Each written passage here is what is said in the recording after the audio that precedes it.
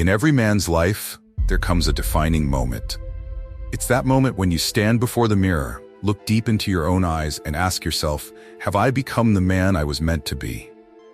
Marcus Aurelius, the philosopher king of Rome, wrote in his private journals, "Waste no more time arguing about what a good man should be. Be one."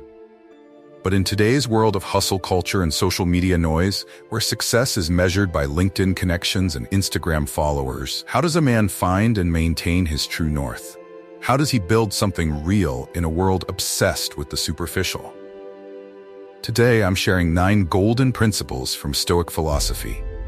Not the dry academic stuff you dozed through in college. These are battle-tested rules that have guided emperors through wars, entrepreneurs through failures, and men through their darkest hours. Rules that are more relevant now than ever before. Here's what's fascinating. These principles don't just help you build a better life. They're the key to unlocking your true potential as a man. Something money can't buy, status can't grant, and time can't diminish. Fair warning. If you're looking for quick fixes or hack your way to success, shortcuts, this isn't for you. But if you're ready to face some uncomfortable truths, if you're willing to challenge yourself to become better every day, then stay with me. Because ultimately, as Epictetus said, circumstances don't make the man, they only reveal him to himself. Let's begin with the first principle. One that challenges everything modern society has told you about power and success. Lesson 1. The power of inner authority. Picture yourself as a rare diamond. Some might walk past, missing its value entirely. But does that change its worth? Does a diamond become less precious because someone fails to recognize it? This is what the ancient Stoics understood about human value. Like a diamond formed under pressure, your worth isn't determined by others' recognition. It's forged through your principles, your actions, your character. But let's be honest. In today's world of instant validation and social media approval, we've lost sight of this truth.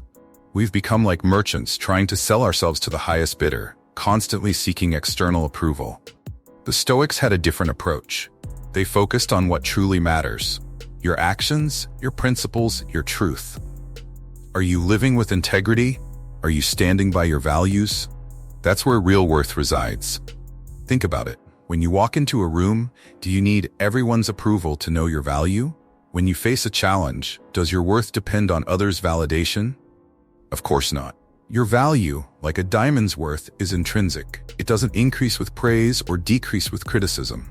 It remains constant, unshakable, provided you stay true to your principles. Remember this. Understanding your worth isn't a one-time realization. It's a daily practice of honoring your values, regardless of who's watching. It's about waking up each day and acknowledging that you have value, not because of anyone's opinion, but because of who you choose to be. As Marcus Aurelius said, be content to seem what you really are. Lesson 2. Present yourself with dignity. Let's clear something up. A Stoic man isn't an emotionless statue.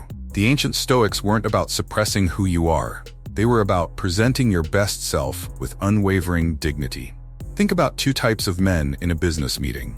The first one tries too hard, constantly seeking attention, overselling himself, desperate for approval. The second one carries himself with quiet confidence, speaks with purpose, and maintains his composure. Which one commands more respect? Here's what the Stoics understood.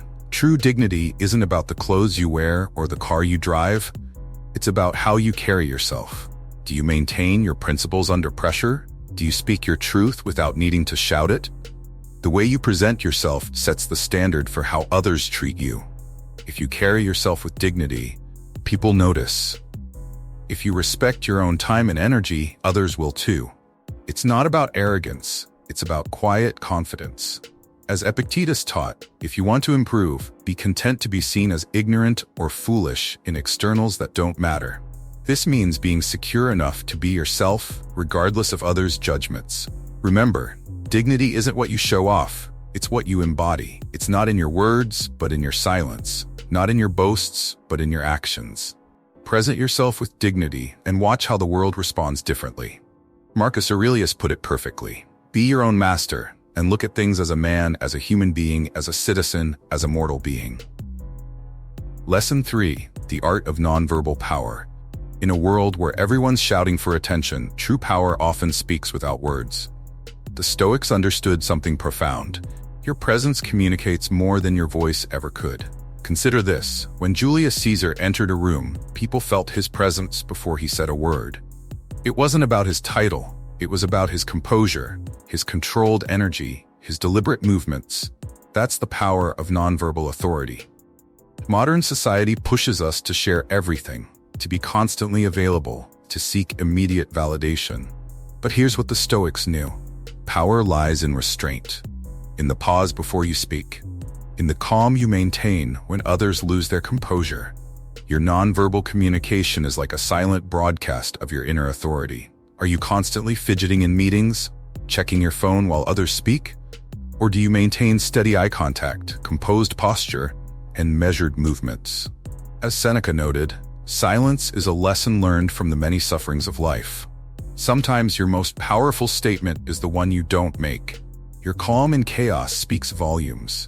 Remember, a lion doesn't need to roar to prove it's a lion. Your power isn't in how much you express, but in how much you can contain while maintaining absolute control. As Marcus Aurelius advised, be like the cliff against which the waves continually break, but it stands firm and tames the fury of the water around it.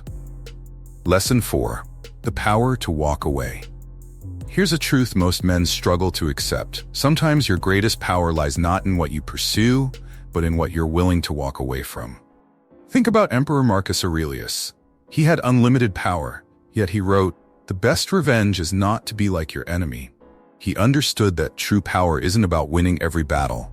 It's about choosing which battles are worth your energy. In today's world, men are taught to never give up, to push through at all costs. But here's what the Stoics knew. There's a profound difference between perseverance and stubbornness, between commitment and attachment, between fighting for something and being enslaved by it. Whether it's a toxic relationship, a dead-end job, or a failing business venture, your power lies in your ability to say, "This no longer serves my highest good. I choose to walk away." Epictetus, once a slave himself, said, "What upsets people is not things themselves, but their judgments about the things." Often, we stay in situations not because they're right, but because we're afraid of what walking away might mean. Remember this: walking away isn't weakness. It's not giving up. It's having the wisdom to know when something costs more than it's worth, and the courage to act on that knowledge. Your ability to walk away is directly proportional to your self-respect. No empire was built by clinging to lesser opportunities. Lesson 5. Silent boundaries, iron respect. Most men make this critical mistake. They try to establish boundaries through words, through threats, through endless explanations. But the Stoics knew better. They understood that true boundaries don't need announcements. Consider how a lion marks its territory. It doesn't negotiate, it doesn't explain, it doesn't make excuses. Its presence alone sets the boundary. That's the essence of Stoic boundary setting. In business, in relationships, in life, your boundaries are established by what you silently tolerate or reject. When someone disrespects your time, do you reschedule to accommodate them? When they cross a line, do you write lengthy explanations about why they shouldn't? As Seneca taught, the greatest power we have is the power of choice. Every time you choose to tolerate disrespect, you're redrawing your boundaries, weaker than before. Here's the Stoic approach. Let your actions speak. If someone consistently shows up late, simply start without them.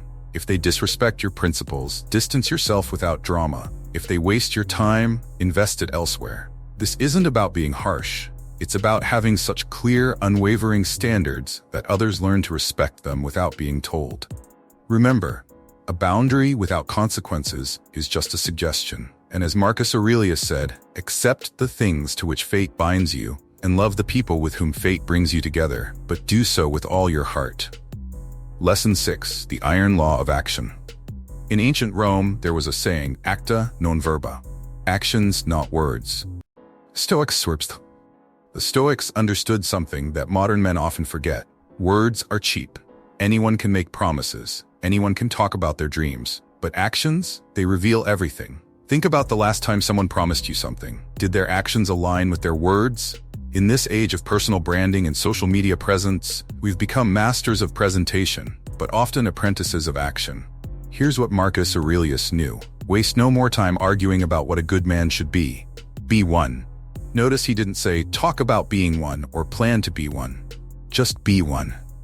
In business, watch what people do, not what they say they'll do. In relationships, observe how they act, not what they claim they feel. In life, judge yourself not by your intentions, but by your actions. The Stoic truth is brutal but liberating. Your actions are screaming so loudly, I can't hear what you're saying. Every time you choose action over words, you build credibility. Every time you deliver instead of promise, you build trust. Remember, a man's character isn't found in his words, but in the small actions he takes when he thinks no one is watching. As Epictetus said, don't explain your philosophy, embody it. Lesson 7. The warrior's skepticism. In ancient times, a warrior's survival depended on his ability to detect threats before they struck. Today, the battlefield has changed, but the principle remains. A wise man must cultivate a healthy skepticism. The Stoics weren't cynics, they were realists. As Epictetus taught, first say to yourself what you would be, then do what you have to do. But before that, you must see things as they are, not as you wish them to be. In today's world of fake news, empty promises, and carefully curated social media lives, this skepticism is more crucial than ever.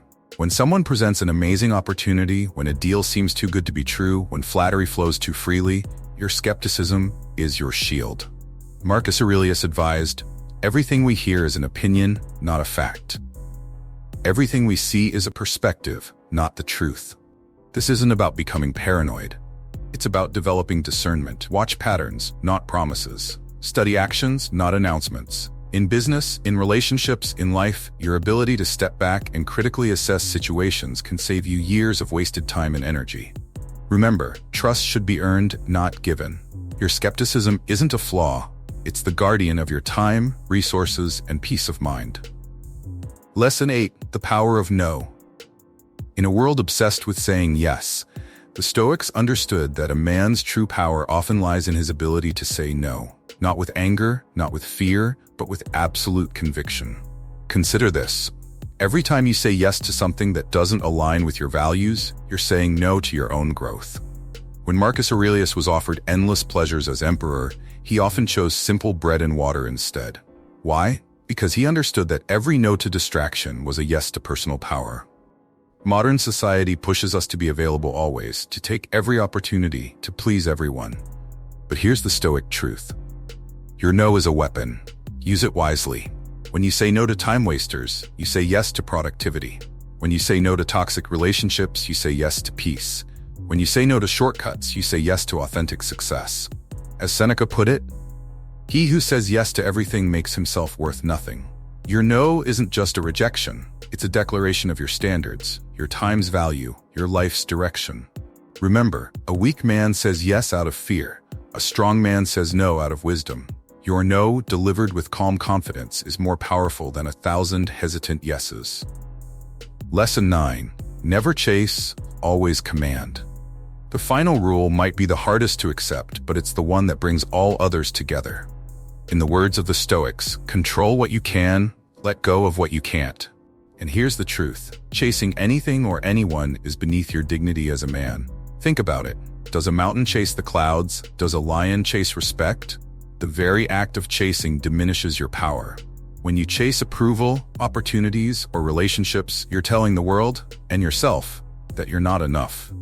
Marcus Aurelius, ruler of Rome, wrote, "Just that you do the right thing. The rest doesn't matter." He understood that true power isn't in the pursuits. It's in the presence. In business, the moment you chase clients desperately, you lose negotiating power. In relationships, when you chase someone who's pulling away, you lose respect, both theirs and your own.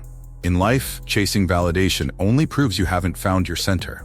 Here's the Stoic truth. The right people, opportunities, and respect will be drawn to your strength. Your job isn't to chase, it's to build. Build your character. Build your competence. Build your legacy. Remember, a king doesn't chase his subjects, a warrior doesn't chase his enemies, and a man of true worth doesn't chase what doesn't choose to stay. You've just learned 9 ancient rules that have guided kings, emperors, and warriors. But knowing isn't enough. These aren't philosophical ideas to be admired. They're battle strategies for modern life. Let's be clear, the world won't make it easy. Society will try to make you chase validation, compromise your boundaries, and settle for less than you deserve. But remember what we've learned. Your inner authority is unshakable. Your presence speaks louder than words. Your dignity isn't negotiable. Your power to walk away is absolute. Your boundaries don't need explanation. Your actions reveal your truth. Your skepticism is your shield. Your no defines your standards. Your worth eliminates the need to chase. Marcus Aurelius wasn't writing his meditations for philosophers. He was writing them for warriors of the mind. That's what you are now. A warrior facing modern battles with ancient wisdom. As you leave here today, remember, the Stoics weren't just teaching philosophy. They were building men of iron will and unshakable character. That's your path now. Take these lessons, apply them, master them. Not tomorrow, not when you're ready. Now.